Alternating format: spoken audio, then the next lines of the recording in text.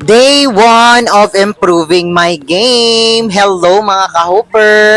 This is Rainbow Hooper, ang baklang basketballista. And for today's video, kasama ko si Coach John Paloma at ititrain niya ako para i-improve yung aking mga laruan. So anyway, bago ko simulan, kung gusto nyong mag-train kasama ko at kasama si Coach John Paloma, mag-PM lang po kayo sa aking page, Rainbow Hooper, or kay Coach John na Facebook page dahil libre lang po ito, walang bayad. So sinabi po sa akin ni Coach John, kung may mga kakilala pa ako na gustong mag-train around Santo Tomas, libre po ito. So ito nga po pala guys, ang ginagawa ko dito ay ang single leg shot, shooting form.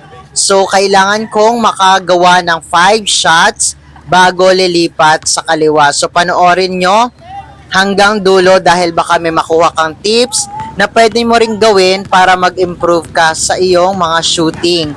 So, nakafocus lang kami ngayon sa shooting ni Coach John dahil yun ang aking advantage being a gay basketball player.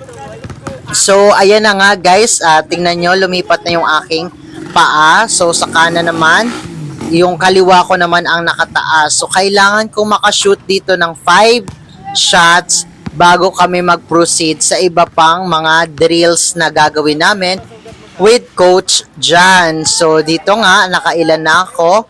So, after nyan, may panibagong drills na ipapagawa sa atin si Coach John. So, panoorin hanggang dulo.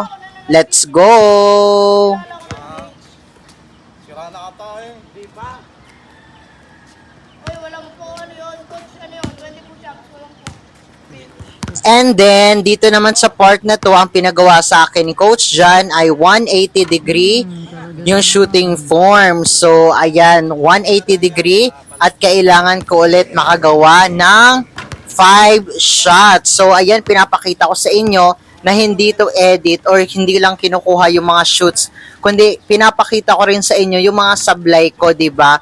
Dahil baka isipin nyo or may mga nababasa akong comment na scripted, pero hindi po scripted po ang mga video ko. So, ayan, kitang-kita naman yung mga sablay ko, di ba? So, ayan, kailangan ko ulit makakuha ng 5 shots bago mag